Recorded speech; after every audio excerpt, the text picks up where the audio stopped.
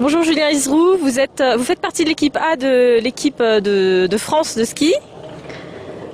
Comment s'est passé l'entraînement? L'entraînement s'est plutôt bien passé. Les entraîneurs ont fait du bon boulot parce qu'ils ont injecté avec de l'eau hier.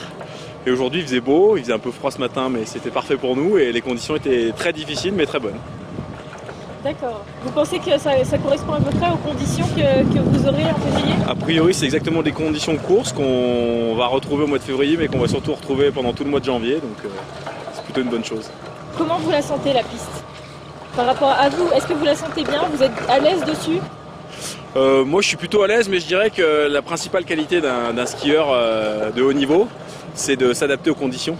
Donc que la piste me convienne ou ne me convienne pas, je me pose pas trop la question. Quand j'arrive dedans, je plante les bâtons, je me dis que c'est une piste qui est faite pour moi et comme je dis souvent, j'envoie le pâté. Et en 3 jours, on arrive justement à s'adapter comme il faut? Oui bien sûr, puis je pense que c'est vachement important de pouvoir s'imprégner de la piste, de tous ses mouvements, de la qualité de la neige. Alors c'est sûr que ça sera de la neige qui sera différente, qu'on sera au mois de février, donc la luminosité sera différente, mais c'est tous des petits détails et des petits paramètres qui peuvent faire la différence, donc on est très content d'être ici et comme les conditions en plus sont très très bonnes, on fait du bon travail. Et qu'est-ce que vous appelez les bonnes conditions justement? Alors nous les bonnes conditions c'est en fait ce que les gens qui aiment skier détestent, c'est-à-dire que c'est de la neige qui est très très dure parce qu'on injecte avec de l'eau pour que la neige évite de se détériorer au fur et à mesure des passages. Donc on a des skis qui sont aiguisés comme des lames de rasoir et donc ça fait penser un petit peu à une patinoire inclinée. Donc c'est très exigeant physiquement, mentalement aussi, mais en même temps c'est des conditions qu'on retrouve sur les courses, donc c'est un très bon entraînement. D'accord. Et quels sont les points difficiles de cette piste? Est-ce que vous en avez remarqué? Oui, on a tous pu voir, que ce soit l'année dernière sur la Coupe du Monde ou cette année sur le Critérium, que c'était une piste qui était très exigeante pour 2 raisons. La première, c'est que la visibilité quand il n'y a pas le soleil est très limitée et qu'il fait un petit peu nuit, c'est l'ombre et ça c'est vraiment pas évident en ski.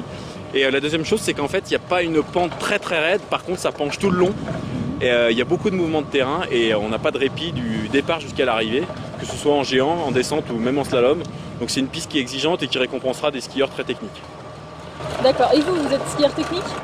Moi je suis un skieur tout terrain, donc comme je le disais tout à l'heure, je m'adapte aux conditions. Si la neige est molle, j'essaie de skier vite sur la neige molle. Si la neige est dure, j'essaie de skier vite sur la neige dure.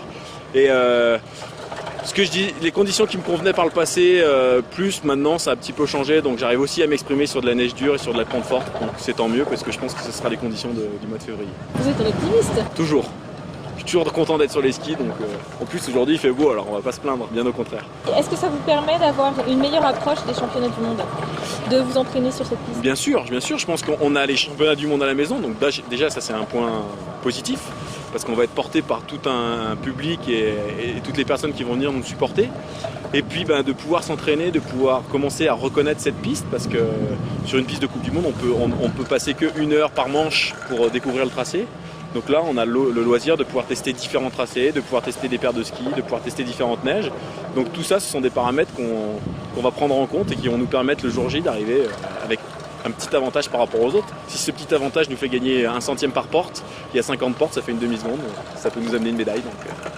Et par rapport au public justement, je ne sais pas si vous avez vu, il y a des gens qui vous ont observé sur le bord de la piste. Qu'est-ce que ça vous fait? Est-ce que ça vous met la pression ou est-ce que ça vous motive justement? Non, vous savez, j'ai pas besoin des autres pour mettre la pression ou pas. On fait du ski depuis qu'on est tout gamin. On a beaucoup d'attentes envers nous-mêmes, on est assez exigeants, donc j'attends pas que les gens viennent me dire oh, on vous attend, on va vous mettre la pression, ou les médias, pas du tout. Moi je prends vraiment ça comme une force supplémentaire.